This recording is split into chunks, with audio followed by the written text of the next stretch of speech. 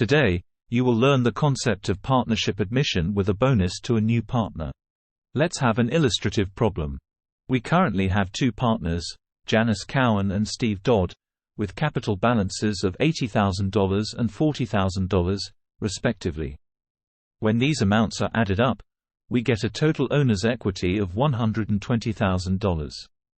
This figure represents the ownership interest of Janice and Steve in the partnership after revaluing the assets to their current market values, a common practice when a new partner is coming in.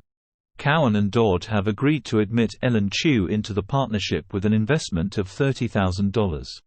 In exchange for this investment, Chu will receive a 1/4 equity interest in the partnership and will share in 1/4 of the profits and losses. However, the twist here is that Cowan and Dodd are essentially giving Chu a welcome gift, a bonus of $7,500.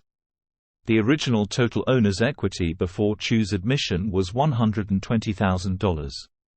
With Chu's $30,000 contribution, the new total owner's equity increases to $150,000.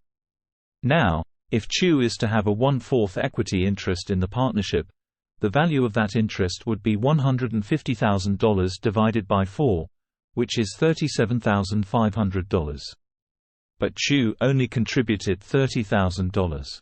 The difference between the value of the equity interest, $37,500, and the contribution, $30,000, is the bonus that Cowan and Dodd are paying to Chu, which is $7,500. Here's the interesting part about the bonus. It doesn't just materialize out of thin air. Cowan and Dodd are effectively transferring some of their equity to Chu. This means they are reducing their capital accounts to provide this bonus to Chu. Let's summarize the new capital balances after Chu's admission. Ellen Chu's capital account starts at $30,000, which is her contribution. Cowan and Dodd's capital accounts will be reduced by the $7,500 bonus, which is shared between them in some proportion based on their agreement or possibly their original ownership percentages. The numbers will now tell us how generous Cowan and Dodd feel towards their new partner, Chu, and how the partnership's equity is redistributed. Let's look at how the actual journal entry would be recorded in the partnership's books. We're assuming that Cowan and Dodd had an income-sharing ratio of 2:1 before Chu's admission. This ratio also informs how the bonus is divided between them. The $7,500 bonus that Chu is receiving will be deducted from Cowan and Dodd's capital accounts according to their income-sharing ratio. Here's how it breaks down. $7,500 bonus by 2/3. Cowan's share of the bonus, according to the income-sharing ratio, equals $5,000. $7,500 bonus by 1/3. Dodd's share of the bonus, equals $2,500. And the journal entry on June 1 would look like this. Debit cash $30,000, Chu's contribution to the partnership. Debit Janice Cowan, capital $5,000, Cowan's share of the bonus given to Chu.